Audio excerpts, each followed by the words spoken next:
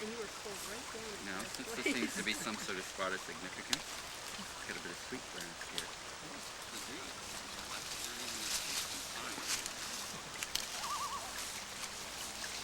I thought I was just making this stuff up.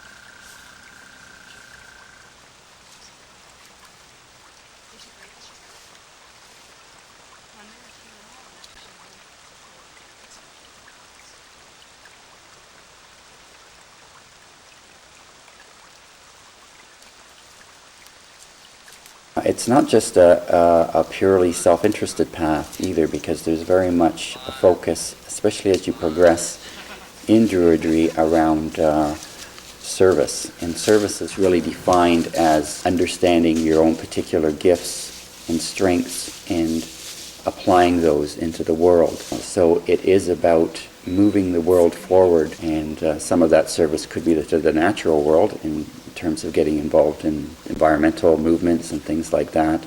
And part of it could be through teaching others and awareness building. And so you're giving. It's very much a giving back to the world.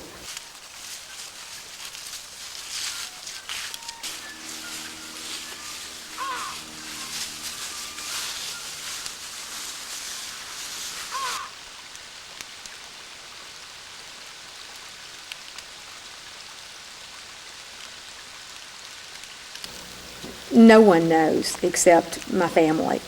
And I know that legally nothing could be done by my workplace or anything, but I believe that they would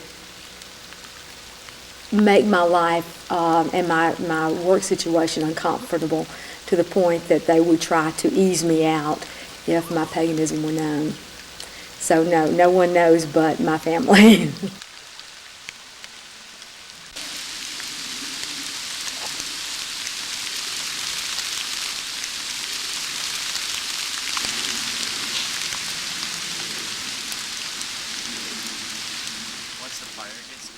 Well, I think the retreat this weekend really provides an opportunity for like-spirited people to connect and to explore those common interests and feelings that they have, and to provide expression to them in a collective sort of setting. We're kind of scattered around, and we don't have a lot of opportunities to connect with others, and the little seed groups that are formed here and there tend to be small and sort of isolated, so it's a way of connecting to our larger Druid community.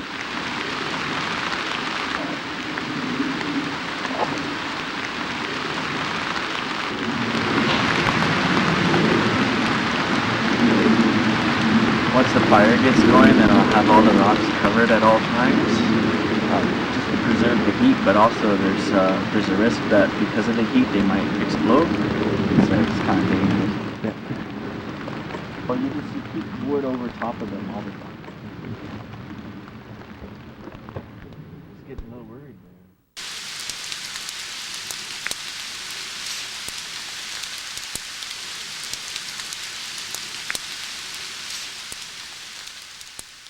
And then this comes and oh, okay, your left leg points. Yes. And my socks. Yeah, and it's much faster than this. It's. Shall I tell you the pace? It's. Yes. Okay. The point of the retreat for the Dragon's Path is twofold. One is to draw together the Druid community from Canada and North America, because so much of what happens within OBOD is focused in Britain, and we wanted to make that sense of community over here too. And the second part of it was that we wanted to get in touch with the spirits of this land, since this is where we live. And then keep this foot here. Okay. Let's point you step forward, and as you step forward, you're bringing your hand, which hand? Let me read my instructions. Probably don't have enough men. Touch, back, two, and then you kind of pull these arms apart. Snap each other. 2, 3, and cross, and we are ready to start. Oh wait, I missed the cross. cross. I now lost all the part. Okay, so you turn. 3. 1, 2, 3. And this left leg. As you move through the grades, at the end of each grade, you're asked, and everything is always asked, nothing is ever a requirement in druidry. They ask you to consider providing a gift to the order, and it could be anything.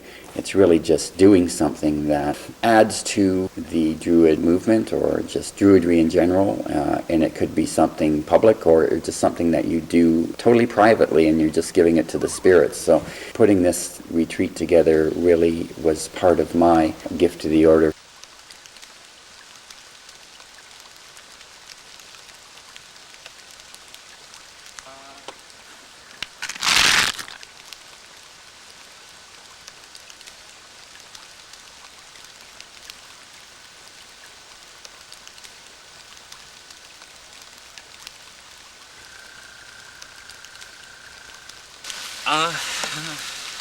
I've been participating in sweats for the past 4 years. Inside the lodge, there's a pit, there's a hole, right? And what you do is you heat up a certain amount of rocks inside the fire. After they've heated up to a certain temperature, you take them out of the fire and then you put them inside the pit. When they're in there, they create a heat, and then you put water on top of them, or some kind of medicine liquid solution, and it creates a steam effect. So basically a sweat lodge isn't a sauna or a steam bath, it's a combination of both.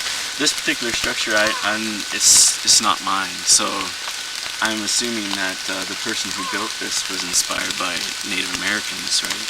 Because the sweat lodge, like in terms of Celtic culture and its use, has dwindled nearly to extinction, right? But with Native American spirituality, it's taken, it's got kind of like a jolt back into it, right? So the structure itself is very similar in all cultures. It's a dome-shaped structure, and it represents Mother Earth. So when you go in there, you're returning back to the womb of your mother, and when you come out, you're all wet, right? And that's the same thing as when you come out of your mother at the original birth. So the sweat lodge is a healing ceremony where you go in and you rebirth to that new life, to walking that good life. And although Celts don't believe in the concept of sin, right? This Christian concept. It gets rid of that negative energy, right? All that karmic crap, right? That we carry with us, so we can once again walk in the world with a good mind.